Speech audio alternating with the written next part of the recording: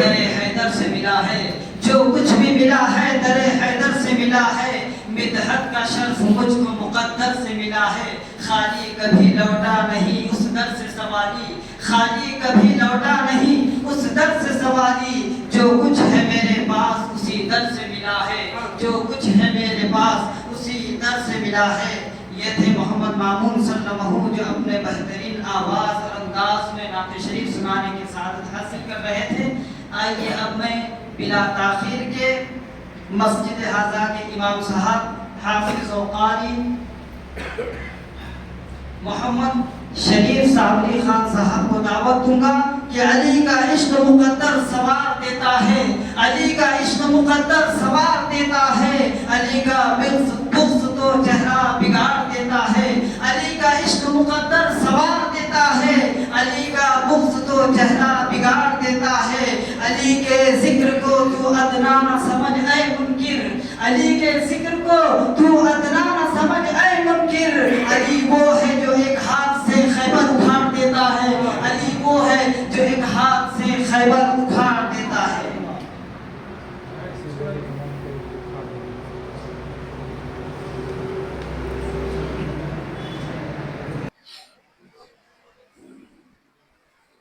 السلام علیکم ورحمۃ اللہ وبرکاتہ۔ درود شریف پڑھی، اللہم صلی علی سیدنا و مولانا محمد وبارک وسلم۔ صلو علیہ صلاۃ و سلام علیک یا سیدی یا رسول اللہ، صلی اللہ تعالی علیہ وآلہ وصحبہ وبارک وسلم۔ صلو علیہ صلاۃ و سلام علیک یا رسول اللہ، صلی اللہ علیہ وسلم۔ قریب قریب تشریف لائے۔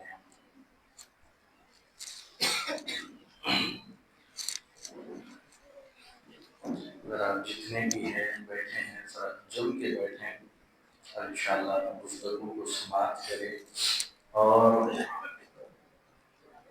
محبت رسول میں اور اضافہ فرمائیں۔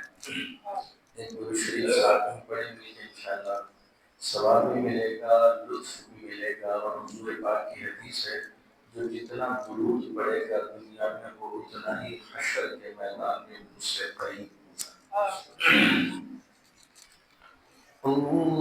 اللهم صل على سيدنا ومولانا محمد، اللهم صل على سيدنا ومولانا محمد، اللهم صل على سيدنا ومولانا محمد وعلى آله وصحبه وبارك وسلم، اللهم صل على سيدنا ومولانا محمد، اللهم صل على سيدنا ومولانا محمد، آرزو جو ہے سلو ہے، آرزو جو ہے سلو دل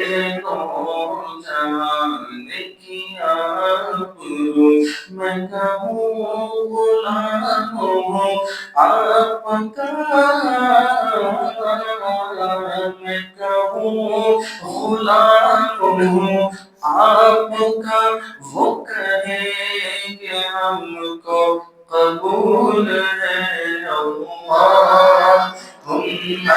صل علی سیدنا ومولانا محمد، اللہم صل علی سیدنا ومولانا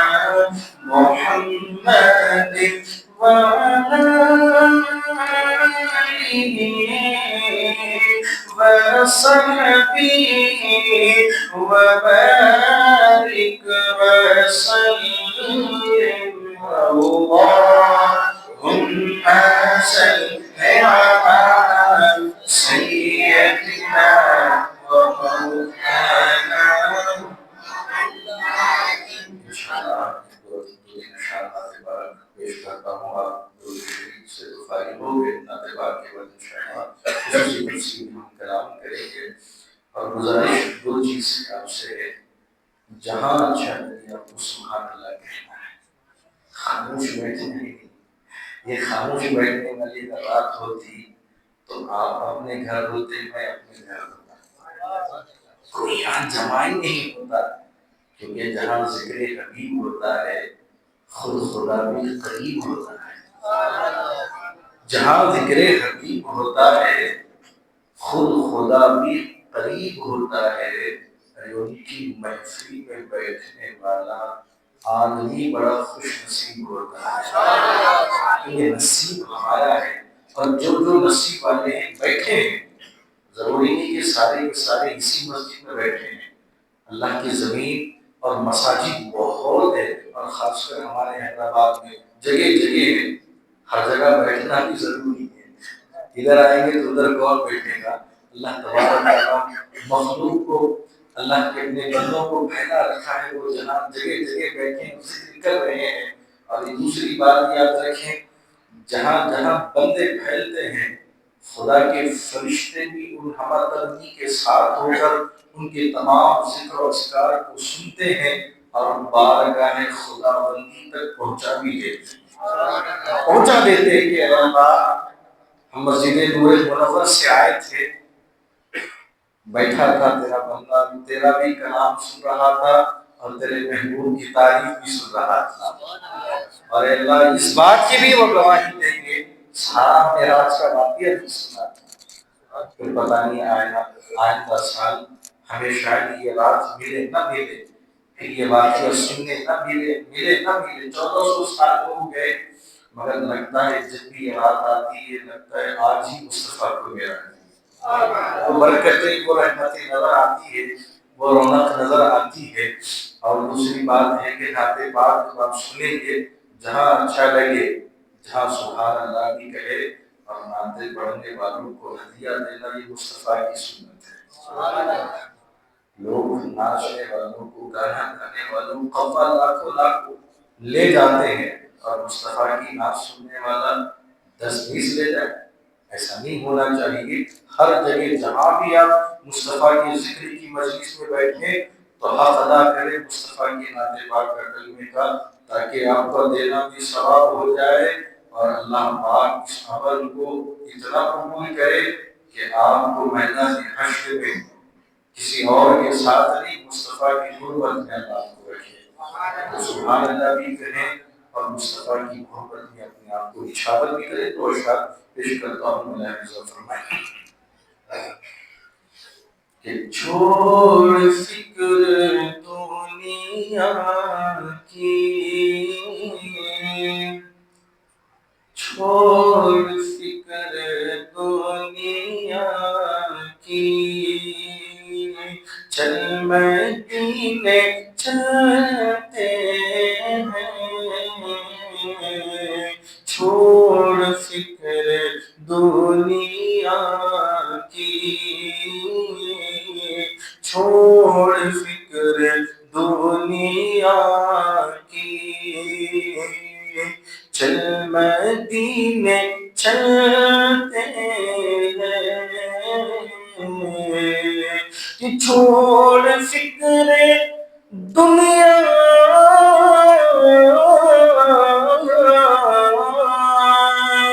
کہ چھوڑ فکر دنیا کی، چل مدینے چلتے ہیں.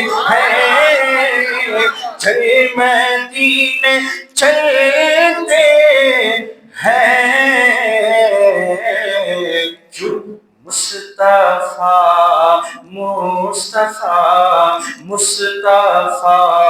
غلاموں کی قسمت بدلتے ہیں مصطفیٰ غلاموں کی قسمت بدلتے ہیں چھوڑ فکر دنیا کی.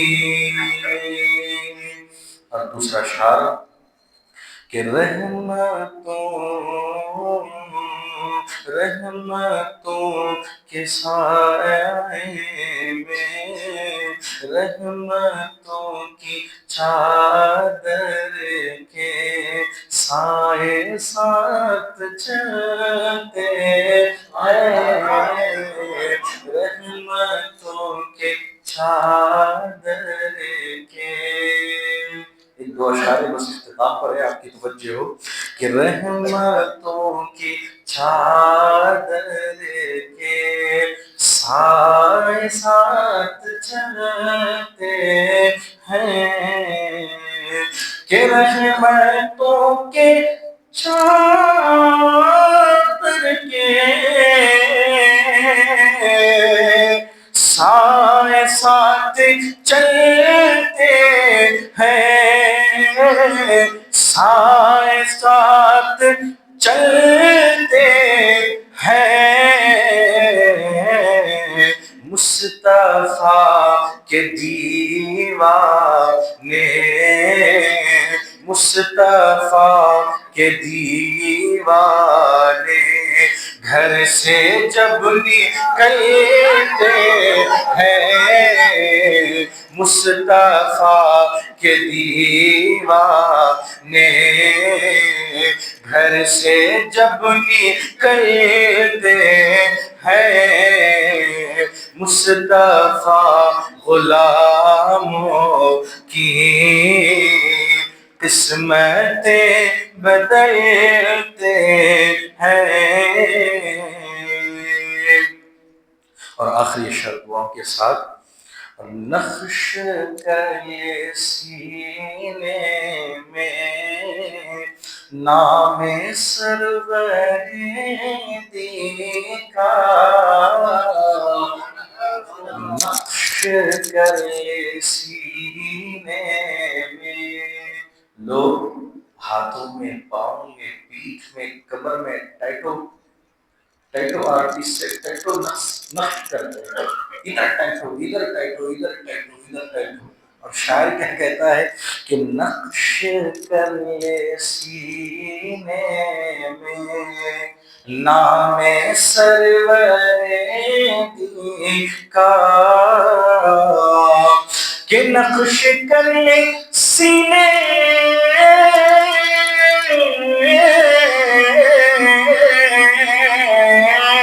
کہ نقش کر لے سینے میں نام سرور دی کا نام سرور دی کا. یہ وہ نام ہے جس سے سب عذاب ٹلتے ہیں. یہ وہ نام ہے جس سے سب عذاب ٹلتے ہیں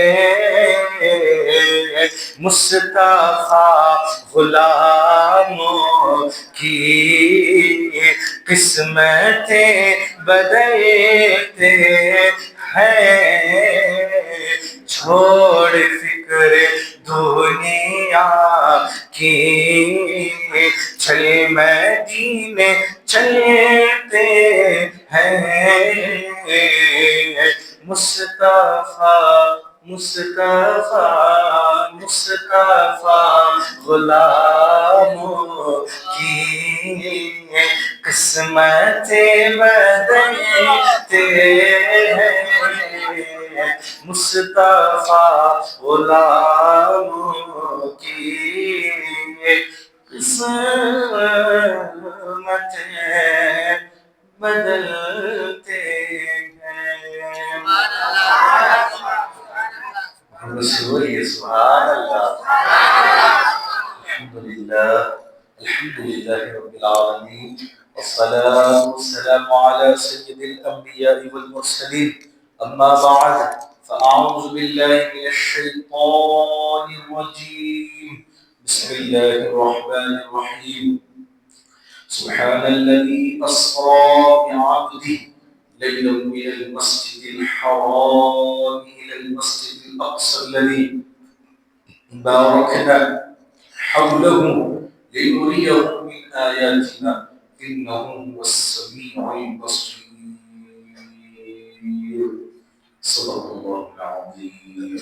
حضرات محترم بزرگوں دوستوں عزیز ساتھیوں، میرے مصطفیٰ کے غلاموں چہرے ماننے والوں، عقیدہ اہل سنت سے وابستہ رکھنے والوں، آئیے عقیدت کے ساتھ محبت کے ساتھ ہم سب کے آقا نامدار مدینے کے تاجدار، ہم غریبوں کے غمگسار، شفیع محشر روضہ انور جناب حضرت محمد مصطفیٰ صلی اللہ علیہ وسلم کی بارگاہ میں باوجود بلند عقیدت کے ساتھ درود پڑھے. اللہم صل علی سیدنا مولانا محمد وآلہ وسلم.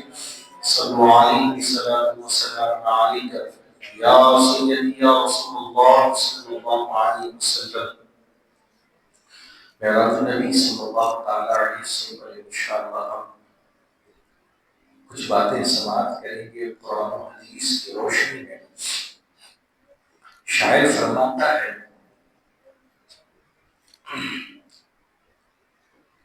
کہ جینے کی طرف دیکھ نہ مرنے کی طرف دیکھ، جینے کی طرف دیکھ نہ مرنے کی طرف دیکھ، جب چوٹ لگے دل پر تو پھر مدینے کی طرف دیکھ، جب چوٹ لگے دل پر تو پھر مدینے کی طرف دیکھ، اور اس امید کے ساتھ دیکھ کہ کون کہتا ہے وہ فقط رہتے ہیں مدینے میں، کون کہتا ہے وہ فقط رہتے ہیں مدینے میں، وہ تو رہتے ہیں بس اپنے عاشقوں کے سینے میں، وہ تو رہتے ہیں بس اپنے عاشقوں کے سینے میں. اور شب معراج کے متعلق تو شاید تو بڑی بات کہہ دیا. اچھا سمجھ میں آئے تبھی کہنا اس اشعار پر سبحان اللہ بڑی گہرائی ہے کہ انہیں تو عرش پہ محبوب کو بلانا تھا، انہیں تو عرش پہ محبوب کو بلانا تھا، طلب کی دید کی معراج کا بہانہ تھا، طلب کی دید کی معراج کا بہانہ تھا. اور سر لامکاں سے طلب ہوئی سوئے منتہا کو چلے نبی، سر لامکاں سے طلب ہوئے سوئے منتہا چلے نبی، سوئے منتہا بھی کہاں رکے سوئے لامکاں چلے. حضرات محترم بزرگوں دوستوں عزیز ساتھیوں، وقت کی تمام قلتوں پر کیونکہ ایک میری نظر اس گھڑی پر بھی ہے اور یہ نورانی مجلس پر بھی ہے، دو کو مینٹیننس کرتے ہوئے لے کے چلوں گا.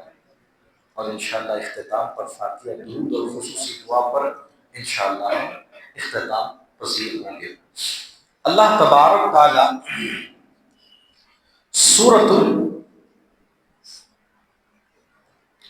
15 پارہ اللہ تبارک تعالی ارشاد فرماتا ہے سبحان الذی اسری بعبدہ. لفظ سبحان سے اللہ تبارک تعالیٰ نے اپنی بات کی آغاز فرمائی. لفظ سبحان، سبحان کا مطلب ہوتا ہے پاک ہے وہ ذات. اللہ نے سب سے پہلے اپنی حمد سے آیت کا آغاز فرمایا. لفظ فرمایا سبحان، پاک ہے وہ ذات. سبحان الذی اسری بعبدہ، اسرا کے معنی ہوتا ہے سیر کرنا، کئی چیزوں کو جو چھپے ہوئے پوشیدہ معاملات تھے ان تمام راز کو کھولنا، اسے اسرا کہتے ہیں، ظاہر کرنا، اور اللہ نے ظاہر کیا معراج میں تمام چیزیں۔ سبحان الذی اسری بعبدہ، اور عبد سے حضور پاک علیہ السلام کو نسبت دے دیا، جوڑ دیا، اور بات یہ کھلا کر دیا کہ رب نے اپنے پاس جسے بلایا ہے وہ نبی بھی ہے اور بندہ بھی ہے۔ ہم یہ نہیں کہتے کہ خدا کو دیکھا ہے، یہ کہیں گے تو شرک اور توہین اور خارج اسلام۔ کوئی کہتا ہے کہ خدا کو دیکھ آیا ہے، اور رب تبارک تعالیٰ نے یہاں شرک کی کمر کو توڑ کر فرمایا خدا نے خدا کو نہیں دیکھا بلکہ مصطفیٰ نے خدا کو دیکھا۔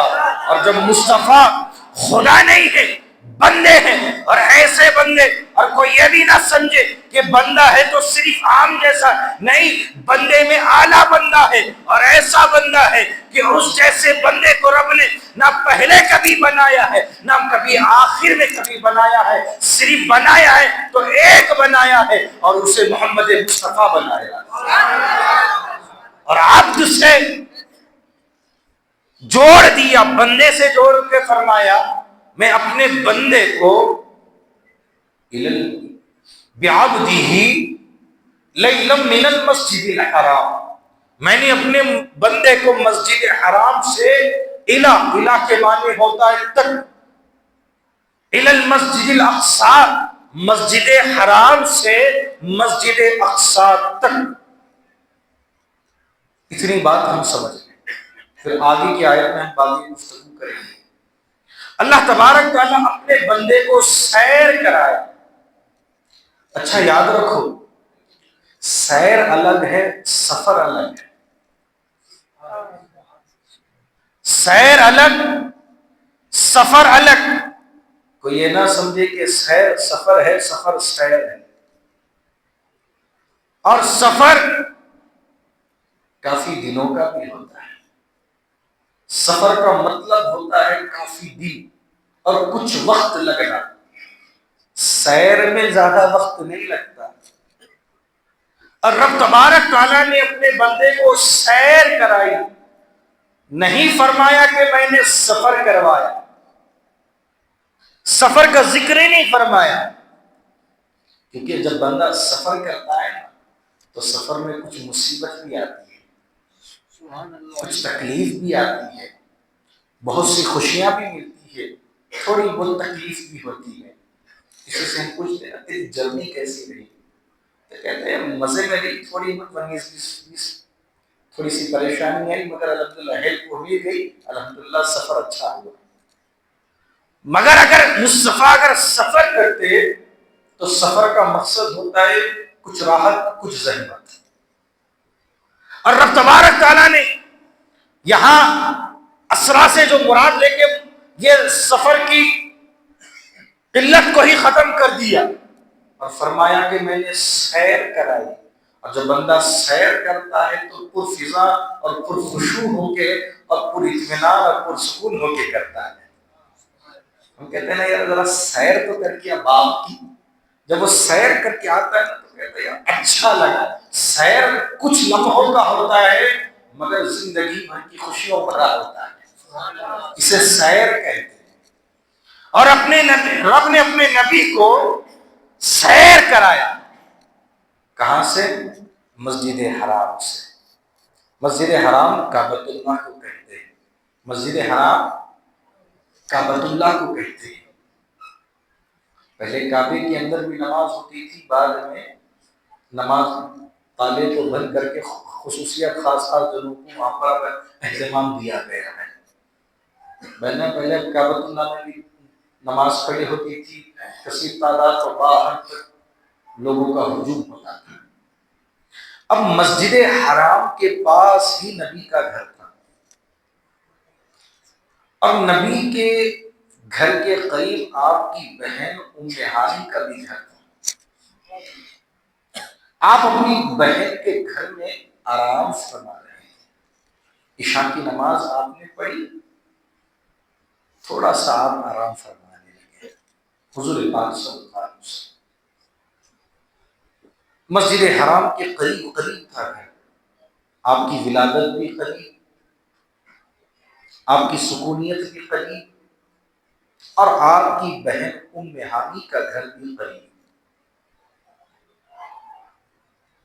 حضور پاک علیہ السلام کے لیے آپ کی بہن نے گرم پانی کو بھی گرم کر کے رکھا تھا کہ حضور اٹھیں تو پھر وضو کر کے پھر عبادت میں مشغول ہو جائے۔ کیوں؟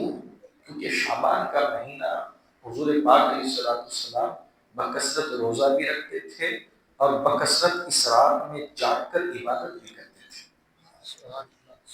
ابھی جناب ام ہانی کو نہیں پتا کہ 27ویں شب یہ کوئی خاص شب ہے، ان کو نہیں پتا۔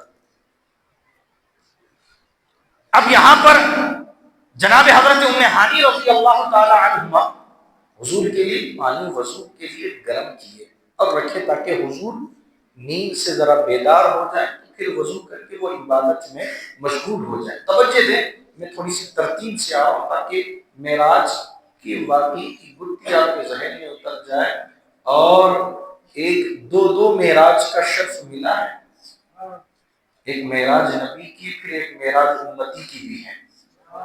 آپ کی بھی معراج کی بات کرنے والا ہوں، آپ بھی توجہ کے ساتھ رہیں اور سنیں۔ رسول پاک صلی اللہ تعالی علیہ وسلم آرام فرما رہے ہیں، اور دوسری بات، حضور صلی اللہ تعالی علیہ وسلم کا معمول نہیں تھا کہ آپ اس وقت آپ سوتے، آپ کے معمول میں ہی نہیں تھا کہ آپ عشاء کی نماز پڑھنے کے بعد آپ فوراً تھوڑا سا آرام کرتے، آپ بعد میں آرام کر لیتے تھے، تھوڑی دیر کے بعد کھانے سے فارغ ہو کر اپنی زوجیات کو وقت دے کر، اپنے اصحاب کے پاس کچھ وقت بتا کر۔ اب یہاں پر حضور پاک علیہ السلام آرام فرمانے لگے۔ اچھا، سوئے بولنے کو بھی علماء نے منع فرمایا، اور خود حضور کا بھی فرمان ہے۔ ہم یہ نہیں کہیں گے حضور سو رہے تھے۔ ایک بات بتاتا ہوں، بندہ جب سوتا ہے نا، نیند انسان کی آدھی موت ہوتی ہے۔ نیند انسان کی آدھی موت۔ بندہ جب سوتا ہے تو خواب میں ایک صاحب آ کے بولنے لگے میں امریکہ دیکھ لیا، کوئی ایک صاحب کہنے لگے نیوزی لینڈ دیکھ لیا۔ میں نے کہا جسم تو یہی تھا، آپ اتنا کہاں دیکھ لیے؟ میں نے کہا تم نہیں دیکھے، تمہاری روح دیکھ کر ہے۔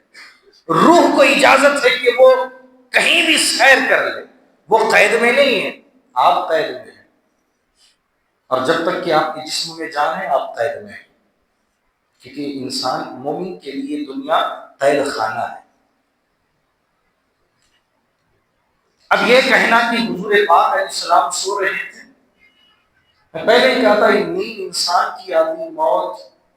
جب بندہ سوتا ہے تو اس کا سارا شریر سو جاتا ہے، صرف دل کی دھڑکن بڑھتی کم ہوتی رہتی ہے، روح نکل تو جاتی ہے، کبھی امریکہ، کبھی لندن، کبھی چاچا کے گھر، کبھی خالہ کے گھر، فلانے گھر، فلانی جگہ گھومتی رہتی ہے۔ اگر وہ واپس آئے تو زندہ، نہیں آئے تو مردہ۔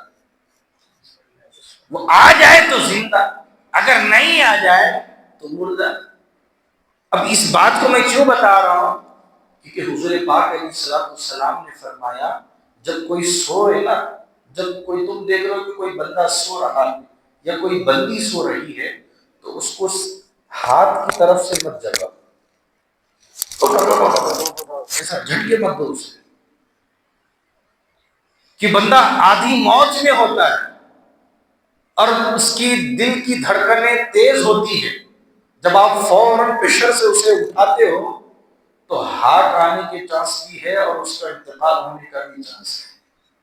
تو حضور پاک علیہ السلام نے فرمایا کہ تم کوئی سویا اسے اٹھاؤ تو اس کے قدموں کی طرف سے اسے اٹھاؤ، یا تو اس کے پاؤں کی طرف ہلکا سا اشارہ کرو، ایسا آہٹ مارو، اس کو جنبش دو، یا آواز کے ساتھ، اتنی بھی تیز آواز سے نہیں کہ وہ گھبرا کر اٹھے اور وہ ہارٹ اور موت کا شکار نہ ہو جائے۔ یہ حضور علیہ السلام نے خاص طور پر اس کی تلقین دی ہے۔ تو جب کسی کو جگاؤ تو بڑی نرمی کے ساتھ جگاؤ، کیونکہ اس کی روح سیر کرتی ہے، آدھی موت ہوتی ہے۔ انسان سپنے میں بہت کچھ دیکھ لیتا ہے۔ ایک بندہ سویا ہے، خواب میں وہ دیکھ رہا کہ میں کروڑ پتی بنا ہے۔ کیا بنا میں؟ ساتھ دے دے میرا، انشاءاللہ بات کو آگے تک پہنچا۔ بندہ سویا ہے اور خواب میں کیا دیکھ رہا ہے؟ وہ صرف کیا بنا ہے؟ وہ کروڑ پتی۔ اور خواب سے نکلا تو اٹھا تو پتا چلا، بیوی نے جگایا تو پتا چلا کروڑ گیا، صرف وہ پتی رہا۔ کروڑ چلا گیا، بچا صرف وہ پتی، اور جس نے جگایا اسی کا ہے پتی۔ کروڑ تو گئی۔ اور خواب میں میرے بھی خواب میں کئی مرتبہ آیا کہ اتنا میری جھولی میں پیسہ ہے کہ میں خوش ہو گیا۔ موسم صاحب نے فجر کی اذان دی تو اٹھا تو لگا کہ 1 روپیہ نہیں۔ تو میں کہنا ٹھیک ہے بھائی، جھولی میں پیسہ نہ ہو، اللہ کا ذکر کر کے جھولی میں نیکی تو بھر لوں گا، میں نیکی تو بھر لوں گا، اس کا تو کروڑپتی بن سکتا ہوں۔ بندہ خواب میں ہوتی ہے۔ اب حضور پاک علیہ السلام نے فرمایا ساری مخلوق جب سوتی ہے تو اس کا دل ہلکا سا جاگتا ہے، شریر سوتا ہے، مگر میرے سونے میں اور میری امت کے سونے میں فرق یہ ہے کہ میری امت سوتی ہے، اس کا دل جاگتا ہے، مگر میں جب سوتا ہوں میرا دل نہیں جاگتا ہے، میرا دل خدا کا ذکر بھی تب بھی کرتا رہتا ہے، میرا دل خدا کا ذکر کرتا ہے۔ اس وقت بھی جب معراج والی رات تھی، حضور آرام جب فرما رہے تھے تو صرف آپ کی آنکھ بند تھی، بلکہ آپ کا دل خدا کا ذکر میں ملوث تھا۔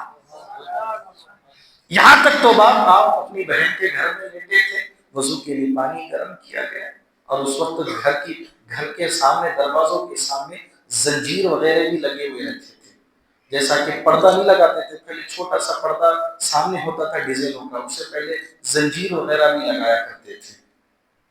ہاں، وہ ان کے دور کا عرب کا ایک وہ بھی رواج ہے، آج بھی عرب کی کچھ خواتین اپنے چہرے کے سامنے بھی زنجیر وغیرہ بھی لگاتی ہیں، ایک رواجی طور پر ہے وہاں عرب کا دستور میں۔ جناب ام ہانی کے گھر کے دروازے پر زنجیر بھی تھی، زنجیریں تھیں۔ آپ آرام فرما رہے تھے، آپ کی بہن نے سوچا کہ آپ نیند سے بیدار ہوں تو وضو کریں گے، پھر ذکر و اذکار میں ملوث ہوں گے۔ مسجد حرام کے قریب میں نے کہا کہ مسجد حرام کعبۃ اللہ کے تمام دائرے مسجد حرام میں آتا ہے۔ مسجد حرام کا مطلب ہوتا ہے حرمت والی جگہ، برکت والی جگہ کو کہتے ہیں۔ ایک کعبہ، ایک قبلہ مسجد حرام سے پہلے مسجد اقصی تھا جو فلسطین میں ہے، قبلہ اول تھا، یہ قبلہ دوم ہے۔ اب آیت مبارکہ مسجد حرام سے مسجد اقصی تک کی بات بتا دی۔ اب اس آیت میں بڑی گہری اور پیاری بات ہے، اللہ فرماتا ہے بارکنا حولہ، ہم نے مسجد اقصی کے ارد گرد برکتیں رکھی ہیں۔ توجہ ساروں، مسجد اقصی کے ارد گرد برکتیں رکھی ہیں۔ میں سوال آپ سے کرتا ہوں، مسجد اقصی کے ارد گرد کیا برکتیں ہیں؟ کیا کوئی زو پارک ہے؟ کہ کوئی میوزیمز ہیں؟ کیا ہے مسجد اقصی کے ارد گرد؟ آپ اٹھاؤ یا آپ خود دیکھ کر آؤ، مسجد اقصی کے ارد گرد قبریں ہیں، اور یہ نہ سمجھو کہ کوئی عام ہے، بلکہ نبیوں کی قبریں ہیں، اور نبیوں کی قبروں کو رب تبارک تعالیٰ نے آیت میں کوٹ کر کے فرمایا ہم نے مسجد اقصی کی ارد گرد برکتیں رکھی ہیں، اور برکتیں کوئی عام نہیں بلکہ جناب موسیٰ کی قبر ہے، جناب ابراہیم کی قبر ہے، دیگر نبیوں کی قبر ہے۔ گویا کہ نبیوں کی قبروں کے ارد گرد، نبیوں کی قبروں کے آس پاس خدا کی برکتیں ہوتی ہیں، اور جہاں خدا کی برکتیں ہوتی ہیں وہاں جانا بلکہ باعث برکت بھی ہے، باعث رحمت بھی ہے۔ لِنُرِيَهُ مِنْ آیَاتِنَا إِنَّهُ هُوَ السَّمِيعُ الْبَصِيرُ۔ اللہ فرماتا ہے کہ بے شک اللہ سمیع یعنی سننے والا، بہت کچھ سننے والا، بصیر اور بہت کچھ دیکھنے والا ہے۔ رب سب سے زیادہ سنتا ہے، سب سے زیادہ دیکھتا ہے۔ اب معراج کے اوپر آئیں گے، وقت کے اندر میں بات کو سمیٹ لوں تاکہ آپ، میرے استاد محترم فرمایا کرتے ہیں اور ہمارے اکابرین بھی کہتے ہیں کہ بات اتنی کرو کہ بندہ سننے پر اور اس کا کہے کہ یار تھوڑا اور کر لے تو بہتر ہوتا ہے، اتنی بھی طویل نہ ہو کہ اگر یہ ختم کب کھائے گا تو ہم گھر کب جائیں گے، ایسا بھی نہ ہو۔ ایک مقرر صاحب نے بیان فرما رہے تھے، بہت زوردار بیان فرما رہے تھے، تو ایک ساتھ ساری مجلس چلے گی، سارے لوگ چلیں گے، وہ اور ان کی عادت تھی کہ وہ آنکھ بند کر کے بیان کرتے تھے، وہ آنکھ بند کر کے، جیسا آپ آنکھ کھول کے دیکھ رہے میں کر رہا ہوں، آنکھ بند کر کے بیان کرتے تھے۔ انہوں نے 2 یا 3 گھنٹے کیا، اور جب آنکھ کھولا تو دیکھا کہ کوئی نہیں ہے، صرف ایک ان کے بازو میں بیٹھا ہے، تو دل میں خوشی ہوئی کہ یار پورے چلے گئے مگر ایک تو بیٹھ کر سن رہا ہے۔ انہوں نے پھر دعا کے بعد کہا کہ ماشاءاللہ خوشی ہوئی کہ آپ سب گئے مگر آپ نہیں گئے، شاید آپ کو بڑا اچھا لگا ہوگا۔ انہوں نے کہا بات وہ نہیں ہے، جس شطرنجی پہ، جس کپڑے پر، شطرنجی جس کپڑے پر، جس بلینکٹ پر آپ کھڑے کے بیان کر رہے تھے نا، وہ میرا ہی تھا۔ کب آپ ختم کریں گے میں اپنی بلینکٹ لے کے گھر جاؤں، چلے آپ کا ختم ہوا، میں اس لیے رکا تھا۔ تو بہرحال یہ معاملہ ہمارے اور آپ کے درمیان ہو، آپ پوری اطمینان اور خوشی کے ساتھ، رب کی رضا کے ساتھ، محبوب مصطفیٰ کی محبت کے ساتھ میری باتوں کو سماعت کریں۔ رسول پاک علیہ السلام میں تیزی کے ساتھ کو بات کو بڑھاتا چلوں۔ رسول پاک علیہ السلام اپنے بہن ام ہانی کے حجرے میں آرام فرما رہے ہیں۔ رب تبارک تعالیٰ نے فرمایا جبرائیل کہ آج جنت کو، پوری جنت کو سجا دو، اور جنت کے 7 دروازے، 7 دروازوں کو اوپن کرو، اور جہنم کے 7 دروازے ہیں ان کو کلوز کرو، بند کرو، اور 7 آسمان کو سجاؤ اور 7 زمین کو سجاؤ۔ اور وہ رب جانے کس انداز میں سجایا ہوگا، مگر رب نے ہم پہ کرم کیا تو ہم اتنا تو بڑا نہیں مسجد، پھر بھی ہمارے اللہ صدر صاحب کو اللہ مزید برکت دے، انہوں نے لائٹوں سے سجا دیا۔ اب جبرائیل امین نے کیسا سجایا وہ انہی کو پتا ہے، رب نے ان پر کرم کیا، انہوں نے لائٹوں سے سجایا، کچھ لوگوں نے اپنے اپنے گھروں کو سجایا، اور جو اگر مال سے کمزور ہے، اللہ نے دولت نصیب نہیں کی، میں کہتا ہوں سب نے کچھ نہ کچھ سجایا، مصطفیٰ کے غلاموں نے اپنے دلوں کو سجایا، محبت مصطفیٰ سے سجایا۔ اب اور حکم خدا، جب خدا کا حکم ملتا ہے فرشتوں کو، وہ بیٹھا کے پوچھتے نہیں کیوں، کیا، کس لیے۔ یہ فرق ہے، ہم سے اگر ہمارے بابا کچھ بولے تو اچھا کہیں کو کیا ہوا، کون آ رہی، پوچھتے ہیں۔ ہمارا باس بولے کہ ایسا کرو تو سر کچھ آئے نہیں کیا، کوئی آئے تو پوچھ لیتے، پر کوئی بے ادبی نہیں پوچھتے۔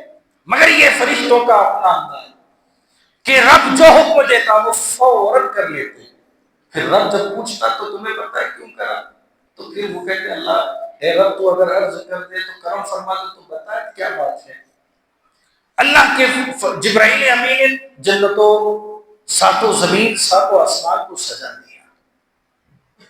اب رب تبارک تعالیٰ نے فرمایا اے جبرائیل تم نے سب سجا دیا، کہ اللہ میں نے سجا دیا۔ اب جبرائیل امین علیہ السلام بارگاہ خدا بندی میں عرض کی اے اللہ اتنی سجاوٹ، کیونکہ جبرائیل امین بھی یہ دوسری مرتبہ اتنی سجاوٹ دیکھ رہے تھے. پہلی مرتبہ مصطفیٰ کی ولادت ہوئی تو جب سجائے، دوسری مرتبہ سجانے کا ریزن ان کو سمجھ میں نہیں. سجانے کے بدل سے کر رہے ہیں اللہ یہ اتنا سجانے کا کیا مقصد تھا؟ تیرا محبوب تو آ گیا ہے نا دنیا میں، اب اتنا سجانے کی ضرورت کیا ہے پڑی ہے؟ اللہ رب نے فرمایا اے جبرائیل میری خواہش ہے، میری تمنا ہے کہ میں اپنے محبوب کو اپنے پاس بلا کر اپنا دیدار انہیں کروا دوں. لکھنے والوں نے اپنی طرف سے، کچھ لوگوں نے جن کے عقیدے ادھر ادھر ہیں، انہوں نے لکھا تھا کہ حضور معراج پر گئے، جبرائیل کو دیکھ کر واپس آ گئے، خدا کو نہیں دیکھ پائے. لکھا ہے. ہمارا ان سے مؤدبانہ سوال ہے اور ہم اسے عرض کرتے ہیں، محبت کی فضا میں کہتے ہیں اور اپنے عقیدے کو درست کروانے کے لیے بھی ہم کہتے ہیں، اگر ہم یہ بات مان لیں کہ اگر حضور پاک صلی اللہ علیہ وسلم معراج آسمانوں تک پہنچے اور جبرائیل کو دیکھ کر واپس آئے تو ہمارے نبی میں اور جناب موسیٰ میں فرق ہی کیا رہا؟ وہ بھی دیکھنے کی آرزو کر رہے تھے تو خدا نے فرمایا لن ترانی، تم دیکھ نہیں پاؤ گے. وہ بھی نہیں دیکھ پائے، یہ بھی نہیں دیکھ پائے، تو پھر فرق ہی کیا رہا؟ اب میرا اور کہ عرض آپ سے سوال ہے کہ اگر خدا مصطفیٰ اگر جبرائیل کو دیکھنا ہی چاہتے تھے تو احادیثوں میں آتا ہے کہ جبرائیل امین حضور کی تحریف پر حضور کے بارگاہ میں 26,000 مرتبہ تشریف لائے. کتنے مرتبہ؟ 26,000 مرتبہ. اور اپنی اصل صورت میں تو 3 مرتبہ تشریف لائے. تو جب دیکھنا ہی تھا تو دیکھ چکے تھے، جبرائیل کو دیکھ چکے تھے، تو پھر وہاں پر جا کے دیکھنے کا کیا مقصد تھا؟ اس طرح مت لکھو کہ امت میں تفرقہ اور امت جو ہے نا شک و شبہ میں پیدا ہو جائے اور مصطفیٰ کی محبتوں کو بس وہ دور ہو جائے. جیسا کہ جناب آدم علیہ السلام اس دنیا میں تشریف لائے اور اپنی امت کو اکٹھا کر کے فرمایا لوگ گئے میری امت پڑھو قولوا لا الہ الا اللہ. فرمایا قولوا لا الہ الا اللہ، کہو اللہ ایک ہے. کہو. ایک 2 سیکنڈ میں آپ کا چاہتا ہوں اس جملے پر بڑی آپ کی توجہ چاہتا ہوں، بڑی توجہ کے ساتھ. فرمایا قولوا لا الہ الا اللہ، اے میری قوم پڑھو لا الہ الا اللہ، کہو اللہ ایک. امتی کہنے لگے اے آدم ہم کہیں گے اللہ ایک ہے، مگر اتنا تو بتا دو کم سے کم کہ تم نے اللہ کو دیکھا ہے. کہے سبحان اللہ. سبحان اللہ. فرمایا دیکھا تو نہیں، میں بھی سنا ہوں. جناب آدم نے کہا میں دیکھا نہیں، میں سنا ہوں. جناب نوح آئے، جناب موسیٰ آئے، جناب ابراہیم آئے، یہاں تک کہ موسیٰ علیہ السلام نے بھی کہا پڑھو قولوا لا الہ الا اللہ، کہو اللہ ہے. قوم نے کہا موسیٰ کیا تم نے خدا کو دیکھا ہے؟ کہا میں نے خدا کو نہیں دیکھا مگر میں نے خدا سے بات کی. کہا وہ بات کی دور کی بات ہے، تم اتنا کہو دیکھا ہے. وہ بھی نے کہا کہ میں نے بھی نہیں دیکھا ہے. جناب ابراہیم نے بھی کہا، انہوں نے بھی وہی، ان کی امت نے سوال کیا، ان کی قوم نے سوال کیا، آپ نے وہی جواب دیا. جناب ابراہیم نے بھی یہی کہا، ان کی قوم نے یہی سوال کیا، آپ نے یہی جواب دیا. سب نے کہا نہیں دیکھا، سب نے کہا نہیں دیکھا. 1,00,000 کم و بیش 24,000 انبیاء آئے، سب نے کہا قولوا لا الہ الا اللہ. قوم نے کہا آپ کہو کہ ہم نے تو نہیں دیکھا، آپ نے کیا رب کو دیکھا ہے؟ سب نے کہا ہم نے نہیں دیکھا، ہم نے بھی سنا ہے، مگر رب تبارک تعالیٰ کے آخری پیغمبر ہم سب کے آقا جناب محمد مصطفیٰ صلی اللہ تعالیٰ علیہ وسلم مکہ کی وادی پہاڑی چوٹی پر کھڑے ہو کر اپنی قوم سے خطاب کر کے فرمایا اے قوم جمع ہو جاؤ، قوم جمع ہو گئی، کافر بھی جمع ہو گئے، مشرک بھی جمع ہو گئے، یہودی بھی جمع ہو گئے، نصرانی بھی جمع ہو گئے، تمام چاہنے والے بھی جمع ہو گئے، نہ چاہنے والے بھی جمع ہو گئے، سارے جمع ہو گئے. اور رب تبارک تعالیٰ کے حکم سے مصطفیٰ نے فرمایا، اپنی قوم سے خطاب کرتے ہوئے فرمایا، اے میری قوم بولو قولوا لا الہ الا اللہ. قوم نے کہا، اے ابن عبداللہ، اے محمد رسول اللہ، کیا تم یہ بتاؤ، کیا تم نے بھی سنا ہے، کیا خدا کو تم نے بھی سنا ہے؟ تم کہتے ہو کہ خدا ایک ہے، کیا تم نے صرف سن کر آ کر ہم سے کہا ہے؟ یہ محمد مصطفیٰ ہے، ہمارے آقا ہے. میرے نبی نے فرمایا، اے میری قوم، جو سننے والے تھے وہ سن کر چلے گئے، میں سن کر نہیں ہے، میں دیکھ کر آیا ہوں. تبھی کہتا ہوں اللہ ایک ہے، اور اس رب کو مانو اور کلمہ طیبہ پڑھو. نعرہ رسالت، نعرہ رسالت، قیامت، قیامت، نعرہ تکبیر، نعرہ رسالت. دیکھنے والے چلے گئے، جو دیکھنے والے تھے، جو